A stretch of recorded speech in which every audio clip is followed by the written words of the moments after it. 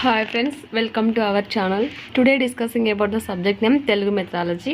తెలుగు మెథడాలజీలో వచ్చేసి ఒక important topic అయితే ఈ వీడియోలో తెలుసుకుందాం. ఫస్ట్ వన్ వచ్చేసి గ్రంథాలయం అన్నమాట. వ్యక్తులు తమ విరామకాల సద్వినియోగానికి గ్రంథాలయ పఠనం తోడ్పడుతుంది. చదువుకొనడానికి వివిధ రకాలైన పుస్తకాలను ఒకచోట ఉంచే ప్రదేశాన్ని గ్రంథాలయం అంటారు. దీనినే పుస్తక భాండాగారం అని కూడా అంటారు. గ్రంథాలయాన్ని ఆంగ్లంలో లైబ్రరీ అనైతే పిలుస్తారు. ఇది లైబ్రరీ అనే పదం లైబర్ అనే లాటిన్ పదం నుంచి ఏర్పడింది. లైబర్ అంటే పుస్తకం అని అర్థం.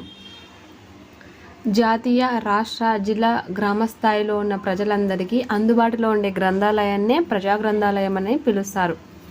ఈ గ్రంథాలయం ఎందుకు మనకు ఉపయోగపడుతుంది అంటే విరామకాలంని సద్వినియోగం చేయడం కోసం మనకు గ్రంథాలయ పఠనం అనేది తోడ్పడుతుంది అన్నమాట.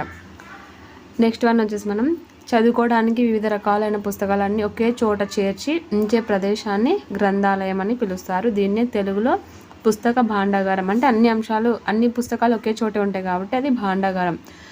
పుస్తకాలు అన్నీ ఒకే చోట ఉంటాయి కాబట్టి దాన్ని పుస్తక భాండాగారం అని అయితే పిలుస్తారనమాట. ఈ గ్రంథాలయాన్ని ఆంగ్లంలో లైబ్రరీ అనే పేరుతో అయితే పిలుస్తారు. ఈ లైబ్రరీ అనే పదం ఏ భాష పదం నుంచి వచ్చింది అంటే లైబర్ అనే లాటిన్ భాష పదం నుంచి అయితే వచ్చింది. పేపర్లో క్వశ్చన్ టఫ్గా అడగాలన్నప్పుడు ఇలాంటి బిట్స్ ఇస్తారనమాట. లైబ్రరీ అనే పదం ఏ భాష పదం నుంచి వచ్చింది అంటే లైబర్ అనే లాటిన్ భాష పదం నుంచి వచ్చింది. దీనికోసమే ఈ వీడియో చేయడం జరిగింది. ప్రతి అంశాన్ని కూడా మీరు చదివి ఉంటే ఎగ్జామ్లో ఏ బిట్ ఇచ్చినా చేయొచ్చు అనమాట.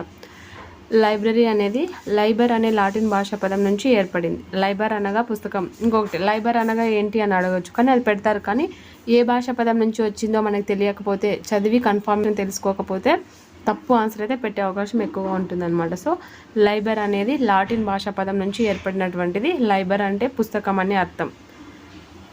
ఇంక తెలుసు, రాష్ట్ర, గ్రామ అన్ని స్థాయిలో ఉంటేదాన్ని ప్రజల యొక్క గ్రంథాలయం అని పిలుస్తారనమాట. నెక్స్ట్ వన్ వచ్చేసి పాఠశాల గ్రంథాలయం నందు ఉంచవలసిన పుస్తకాలు ఏవి అవన్నీ అయితే మీరు ఒకసారి చూడండి. పాఠశాల గ్రంథాలయం నందు ఉంచవలసిన పుస్తకాలు వచ్చేసి మూల గ్రంథాలు, పరామర్శ గ్రంథాలు, నిఘంటువులు, పూర్వగాథ లహరి, విజ్ఞాన సర్వస్వాలు, ఉపాధ్యాయ కరదీపికలు. ఈ టెక్స్ట్ బుక్స్ వచ్చేసి మనకు లైబ్రరీలో ఉండాలి. పాఠశాల లైబ్రరీలో ఉండాల్సిన పుస్తకాలు మూల గ్రంథాలు, పరామర్శ గ్రంథాలు, నిఘంటువులు, పూర్వగాథ లహరి, విజ్ఞాన సర్వస్వాలు, ఉపాధ్యాయ కరదీపికలు ఇవన్నమాట. నెక్స్ట్ వచ్చేసి అన్ని తరగతులకు సంబంధించిన పాఠ్య పుస్తకాలు, కథలు, సాహిత్య పుస్తకాలు కూడా లైబ్రరీలో ఉండాలి. అన్ని తరగతులకు సంబంధించిన టెక్స్ట్ బుక్స్, కథలు, సాహిత్య పుస్తకాలన్నీ కూడా లైబ్రరీలో ఉంచితే ఏమైనా డౌట్స్ ఉంటే వాటిని క్లారిఫై చేసుకోవడానికి ఉపయోగకరంగా ఉంటుంది. నెక్స్ట్ తరగతి గ్రంథాలయం అంటే ఒక తరగతిలో ఆ తరగతికి సంబంధించిన పుస్తకాలన్నీ ఉంచితే దాన్ని తరగతి గ్రంథాలయం అయితే పిలుస్తారు.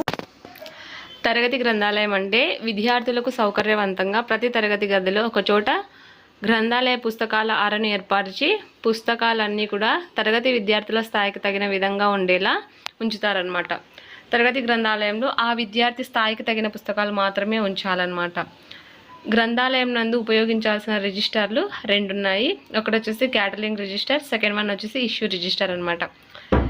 ఈ క్యాటలింగ్ రిజిస్టర్ ఎందుకు ఉపయోగపడుతుంది, దాంట్లో ఏముంటాయి అంటే గ్రంథాలయంలోని అన్ని పుస్తకాలకు సంబంధించినటువంటి వివరాలు అనగా వరుస సంఖ్య, పుస్తకం పేరు, దాని వెల మొదలైనటువంటి వివరాలన్నీ కూడా క్యాటలింగ్ రిజిస్టర్లో అయితే ఉంటాయి.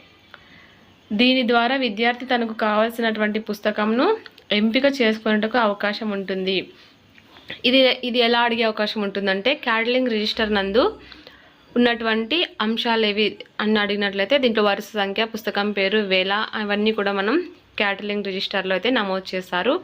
దాన్ని చూసుకొని విద్యార్థికి కావాల్సిన తమ పుస్తకంను ఎంపిక చేసుకునే అవకాశం ఉంటుంది. విద్యార్థికి కావాల్సిన పుస్తకాన్ని ఎంపిక చేసుకోవడానికి ఏ రిజిస్టర్ ఉపయోగకరంగా ఉంటుంది అంటే క్యాటలింగ్ రిజిస్టర్ అయితే ఉపయోగకరంగా ఉంటుంది.